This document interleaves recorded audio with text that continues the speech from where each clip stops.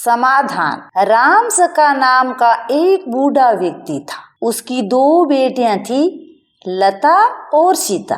लता का विवाह बर्तन बनाने वाले के साथ और सीता का विवाह एक किसान के साथ हुआ। एक दिन राम सखा को अपनी दोनों बेटियों की बहुत याद आई।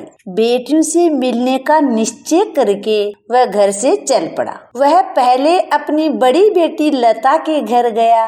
उसने लता और उसके परिवार का हाल चाल पूछा। बातों बातों में उसकी बेटी बोली, पिताजी, इस बार हमने बहुत मेहनत की है और ढेर सारी मिट्टी के बर्तन बनाए हैं।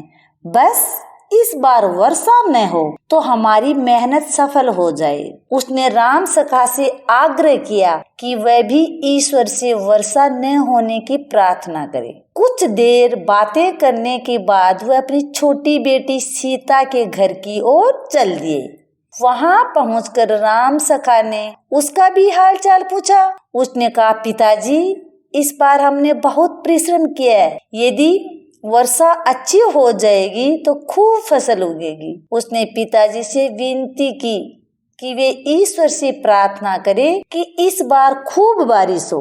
अब राम सखा असमंजस की स्थिति में पड़ गया। उसे समझ नहीं आ रहा था कि आखिर वो किस बेटी के लिए प्रार्थना करे। वह सोचने लगा कि एक बेटी का आग्रह वर्षा न होने का है तो दूसरी चाहती है कि इस साल खूब वर्षा हो। एक बेटी के लिए प्रार्थना करता हूँ तो दूसरी के साथ नाइंसाफी हो जाती है। मेरे लिए तो दोनों की मेहनत बराबर है। इस उलझन से निकलने के लिए उसने एक समाधान निकाला। वह दोबारा अपनी बेटियों के घर गया। उसने अपनी बड़ी बेटी लता से कहा, यदि इस बार वर्षा नहीं हुई तो तुम अपने लाभ का आधा हिस्सा अपनी छोटी बहन को दे दोगी ताकि उसके नुकसान की कुछ हद तक भरपाई हो सके।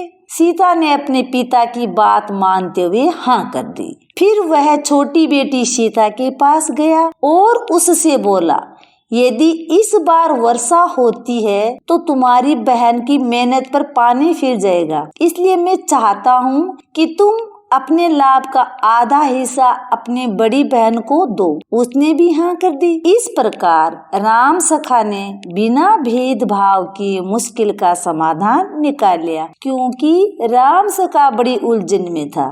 बड़ी बेटी के तो मिट्टी के बर्तन बनाए हुए थे तो वो तो बरसात न होने का कह रही थी, क्योंकि अगर बरसात होगी तो हमारे मिट्टी के बर्तन है वो गल जाएंगे, वो आग में अच्छी तरह से पकेंगे नहीं, तो हमें आमदनी का कोई जरिया भी नहीं रहेगा। दूसरी तरफ जो बेटी खेती कर रही थी उसने कहा कि अगर बरसात नहीं होगी तो हमारी खेती कैसे होगी, फसल सूख जाएगी। तब किसान ने दोनों बेटियों को आपस में समझाया कि भाई अगर बरसात होती है और जिस बेटी का नुकसान होता है तो दूसरी उसको फायदा देगी। और यही बात दोनों बेटियों को आपस में कह करके अपना समाधान निकाली।